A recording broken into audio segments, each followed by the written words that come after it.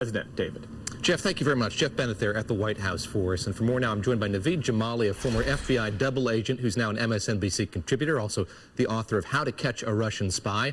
Kevin Barron is with me as well. He's the executive editor of Defense One, which focuses on news and analysis of U.S. defense and national security. Kevin, let me start with you and the president's tweet from this morning. Big price to pay, he said. How do you begin to think about what that might mean in the context of what I was just discussing with Jeff? That is what the president has said in recent days about the Syrian conflict.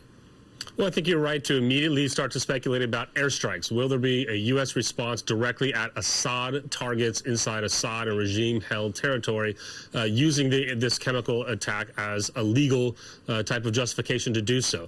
Look, Syria policy has been all over the map in the last 2 weeks. It's been a real mess. And a lot of people, I think, need reminding that the U.S. has been actively striking in Syria every day, every week for several years now. But the difference is the counter-ISIS campaign that is outside of Assad's territory versus everything on the inside.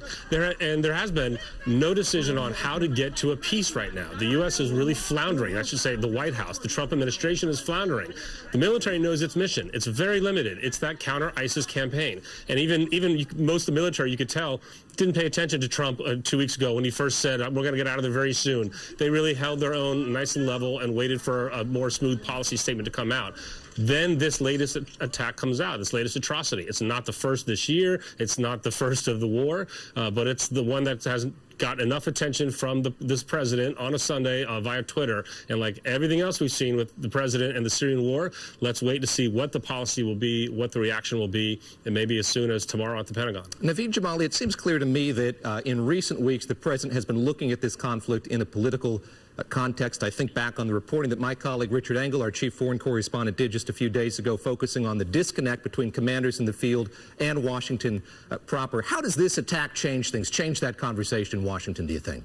Well, I hope that it changes in a way that Kevin really highlighted, which is this shouldn't just be limited to an anti-ISIS campaign, but rather the nexus of what we're seeing here is Russia. That when you start talking about Russia looking at Tartus as a strategic base, which they've set up a permanent presence, the common denominator when it comes to destabilizing forces around the world, whether it be Crimea, Ukraine, Syria, or even interfering in our 2016 elections, is Russia. So until we call out Russia, until we prioritize the threat of Russia towards the U.S. and the world writ large, this is going to continue to happen. Look, let's be very honest. Assad still breathes the air that he breathes simply because Putin gives him sanctuary. I don't think Putin has any issue and any interest in Assad other than they want to keep that strategic base. So by putting the pressure, this isn't going to be, airstrikes are going to happen, I'm sure, but by putting the pressure on Putin, perhaps you will see what should happen, which is honestly a regime change. It's Putin who keeps Assad in power. And until we lean on the Russians, nothing in Syria will change. It's as simple as that. Kevin, let's go back to that attack from just about a year ago, almost to the date. We had the president speak out after that chemical attack that he met with airstrikes, as you said. Let's take a listen to what the president said then.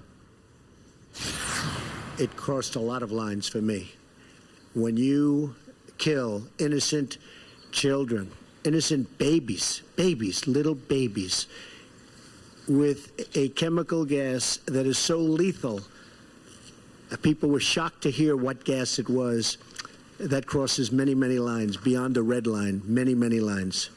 Kevin, he's there talking about many, many lines. I want to ask you what happens next. I think back on that last attack, the response that you heard from the foreign ministry of Iran, for instance, saying that that wasn't verifiable in their estimation. The same thing happened with Russia back then. We're seeing that now, Russia and Iran both casting doubt on what happened outside of Damascus. I just want to quote a little bit here from the foreign secretary from the UK, Boris Johnson, saying the latest reports must urgently be investigated and the international community must respond. Should it be confirmed, he says, that the regime has used chemical weapons again, it would be yet another appalling example of the Assad regime's brutality and blatant disregard for both the Syrian people and its legal obligations not to use chemical weapons. How intractable is this situation when you look at the U.S. working with Russia, working with other countries, if you have loud skeptics like Vladimir Putin's regime? Yeah, it's not at all. I think Syria is such a mess of contradictions and of fake red lines that we've heard, going back several years. And I think, it's one thing that if Trump and the rest of the world woke up this week because of this atrocity, but this is just the latest one. If it was, little babies getting killed, like he said, I have a Twitter feed that he should look at because I get these pictures almost every day. But I get them across all of Syria, including Kurdistan-held Syria, including northern Syria, where the Turks are the problem, not so much the Russians, where Turkey is the one who is fighting against the same people as Russia and Syria is on the same side against the United States and against the United States coalition and Syrian Kurdish and Arab SDF fighters there. So it's incredibly complex, but there are no red lines. There are no absolutes here. If the United States wanted to lead in this situation, they could lead in lots of ways, with sanctions, with greater military strikes, with a larger military ground presence. If they wanted to do less, they could pull out. The problem is the president and this White House has not decided. The United States, especially special operators, are stuck on the ground. They've taken most of the territory. They have a lot more ISIS fighting to go, but they don't know what's coming next. They don't know if they're going to be there 6 months or a year. And they don't know if they're going to get more airstrikes. They don't know if there's going to be a peace process that ends in Geneva, because according to the U.S. military, that's the end mission. They're committed there until they get to a peace process in Geneva. And right now, there's no U.S. leadership to make that happen from this White House. Naveed Jamali, what's your sense of where this conflict is? How static is it? I talked about the geography there just a moment ago. This attack confined to a suburb outside of Damascus, the last remaining rebel stronghold there outside of Damascus, which is, of course, government controlled. Where does this conflict stand, as you see it?